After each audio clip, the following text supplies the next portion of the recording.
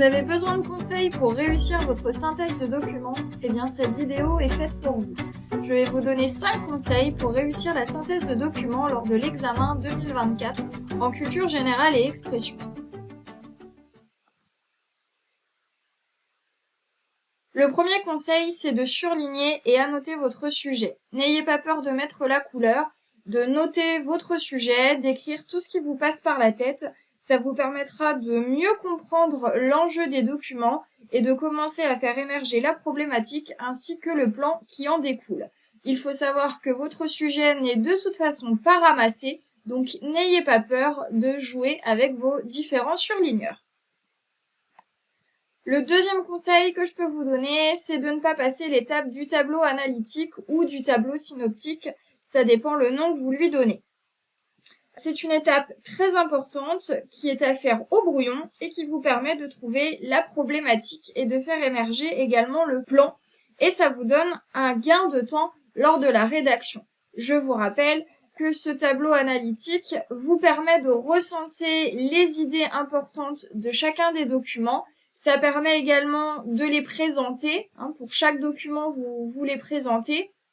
Et ensuite, ça vous permet dans une autre colonne de venir retrouver les points communs. Et donc, ça va vous permettre de faire émerger la problématique et également le plan. Alors, on appelle ce tableau le tableau analytique, mais vous n'êtes pas forcément obligé de le faire sous forme de tableau, puisque c'est un travail que vous faites au brouillon. Ce tableau prend la forme que vous voulez. L'important est de ne pas passer cette étape, car même si elle est longue, ça vous permet de gagner du temps lors de la rédaction de votre synthèse de document.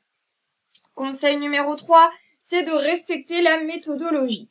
Dans le barème officiel, il y a un respect, il y a des points qui sont donnés au respect de la méthodologie. Donc, ne faites pas n'importe quoi sur votre copie, respectez-la.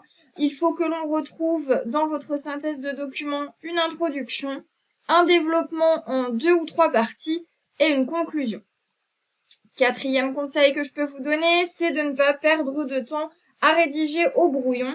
Seul le tableau analytique que l'on a vu lors du conseil numéro 2 est à faire au brouillon. Sinon, le reste, c'est à rédiger directement sur votre copie. Je vous rappelle que vous avez environ 3 heures pour faire cette synthèse de document, que cela passe vite et donc il ne faut pas perdre du temps parce que derrière la synthèse de document, vous avez encore l'écriture personnelle à faire.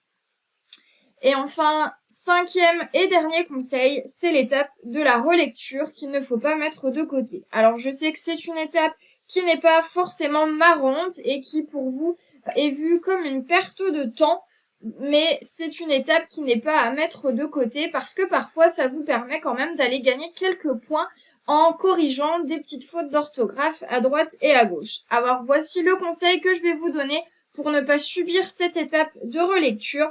C'est de vous relire au fur et à mesure. Lorsque vous allez rédiger votre introduction, relisez-la. Lorsque vous avez rédigé votre développement, relisez-le. Alors ça peut être le développement en entier ou alors la première partie et ensuite la deuxième partie. Et quand vous avez fait votre conclusion, relisez-la.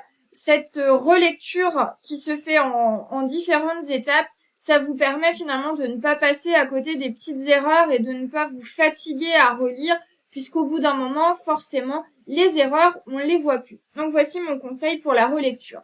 Je terminerai enfin cette petite vidéo sur une citation d'un célèbre sportif qui a dit « Une des clés du succès est la confiance en soi, une des clés de la confiance en soi est la préparation ». Ce qui signifie qu'il faut donc vous entraîner et à réaliser la synthèse de documents pour avoir confiance en vous. Et le jour J, dites-vous bien que vous êtes capable. Voilà pour cette vidéo.